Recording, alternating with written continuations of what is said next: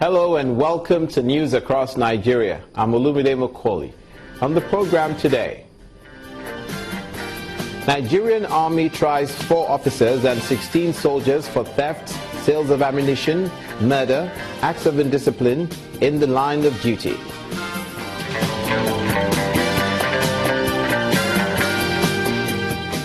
Governor of Bayelsa State, Seriake Dixon, promises to help fish out killers of 3 soldiers killed in Nembe community.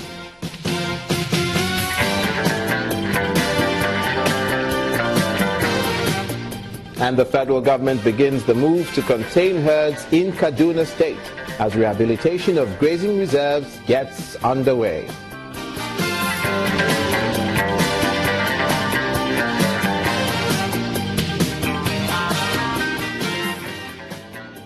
Thank you for joining us, and we begin in the northeastern part of the country, where a court-martial trying 4 officers and from 16 other ranks of the Nigerian Army over offences committed in the theatre of Operation Lafia Dole has adjourned till September the 5th, 2016. The president of the court-martial, Brigadier General Olusegun Adeniyi, adjourned the trial because the prosecution failed to furnish the court with the charges of the accused. He also turned down the defense counsel's request for bail and open arrest for the accused. Acting General Officer Commanding 7th Division, Major General Victor Ezeogu, inaugurated the court-martial this morning following a directive from the Army headquarters. According to him, one of the aims is to achieve timely and quick dispensation of justice. General Ezeogu appeals to prosecutors and the accused to bear that in mind and avoid antics such as frivolous calls for adjournment to cause unnecessary delay. He also advised the court to avoid bias and decisions based on external pressure, such that the judgment passed stands the test of appellate courts and public opinion. The general told journalists that the offences of those arraigned include theft, sales of ammunition, and murder in the course of operations. The 20 soldiers have been arraigned in the maiden court-martial proceedings on account of the weight of their offences.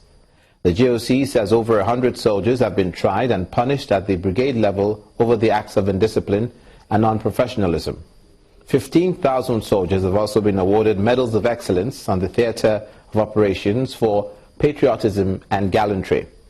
Meanwhile, the president of the court-martial has assured the accused of fair hearing and justice. Also with the military, Governor Seriake Dixon of Bayelsa State has vowed to apprehend the killers of those 3 soldiers in Nembe earlier in the week. The governor, who gave the charge during a media chat with journalists in the state capital, said his government will do all they can to help bring the culprits to book. Looking at it from the point of view that last year in this community and in the same location, this kind of thing took place, where an attack was launched, soldiers were killed while on duty, and then arms taken away about a year ago. So we are very concerned about that. But let me also say that I have received briefings as soon as the incident occurred yesterday. But these are military security issues, and I can't speak for the military. I believe that the military has already put out the exact facts and figures. Our duty is to work with them and the other security agencies to ensure that the perpetrators do not rest. The perpetrators are followed up and hunted down. They must face justice. Maybe from this incident, we will also get a clue as to what happened last year, and also some of the breaches of security in that part of our state.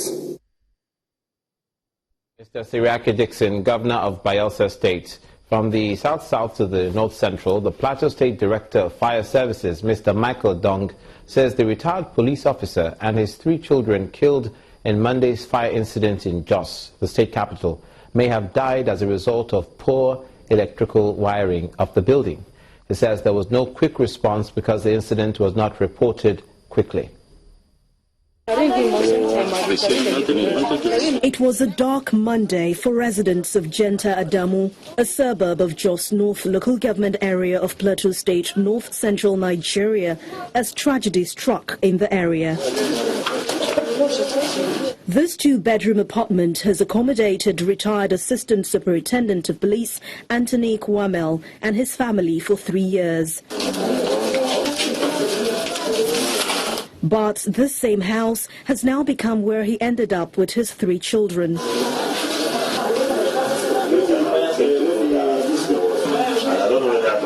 An eyewitness giving an account says fire started after an electricity surge which began from the meter area close to the main entrance of the apartment. In 20 to 30 minutes time, then the wife ran out with a baby in her hands. Then we grabbed her. The next thing she told me, she said, "Mama," I answered, she said, "My husband is dead." Although the wife and baby escaped the fire, the retired police officer and his son and 2 daughters were not as fortunate. The wife escaped with severe burns together with the daughter. So as it stands, investigation is on. The cause of the fire will be unraveled soon. Looking at the area, there are clusters of houses around this apartment. Why was it impossible for rescue to come early? They really tried. Everybody comes out. We join hands together to see how we can stop the fire. But unfortunately, the fire was still adding more power. If they had reported earlier, we will have saved the situation. But everybody who is familiar with Jenta Adamu knows the road is poor, the house is congested, accessibility is a problem. And you see, what baffles me is sad about this issue is that this is a place that is within the standard radius of 2.5 kilometers. And you have a functional fire station with 2 trucks, and they're not able to report on time. While investigation is ongoing into the cause of the fire, the fact remains that members of a family have been wiped out, and that hurts more than any findings that will be unraveled. A very sad outcome with the death of those family members. Let's take you now to the northwestern part of the country, where the Federal Minister of Agriculture says it's commenced the rehabilitation of grazing reserves in 4 local government areas of Kaduna State. The Acting National Coordinator, Grazing Reserve and Stock Route Development in the Ministry and Chairman of the Implementation Committee in the state, Dr. Ishaq Bello, disclosed this to reporters during a meeting on grazing development with the Cattle Breeders Association. The Kaduna State government has several grazing reserves, some of which were established over 70 years ago. Over time, host communities of the reserves have come under deadly attacks due to frequent clashes between farmers and herdsmen. This meeting is therefore aimed at finding a solution to these problems. After this sensitization process, we will submit a report to the President of the Federal Republic of Nigeria with our recommendations, so that government can back it up with policies and funds.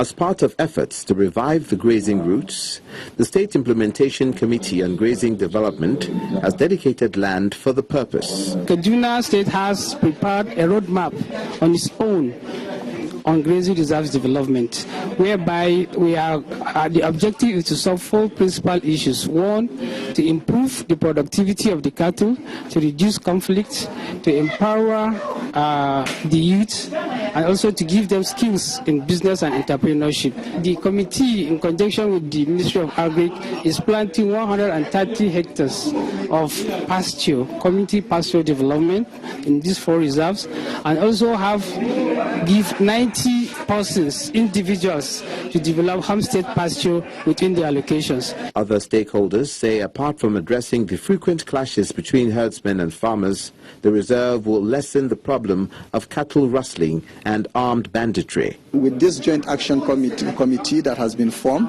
a way bill that is approved by the federal government and being long endorsed by the Nigerian security agencies will be introduced, whereby in every cattle market, any trader in livestock will be issued a way bill, and security agencies will intercept any vehicle transporting live animals and request for that way bill. Once that way bill is not there, it implies that those animals may likely be stolen animals, and that will serve as a major deterrent for transporters of illegally rustled animals across the country. The bill for the establishment of National Grazing Reserves and Development Commission for the Preservation and Control of National Grazing Reserves and Stock Routes has passed the second reading at the Senate. You're watching news across Nigeria. Coming up in the Northeast, officials of the Victim Support Fund take a look at facilities destroyed by Boko Haram. Don't go away.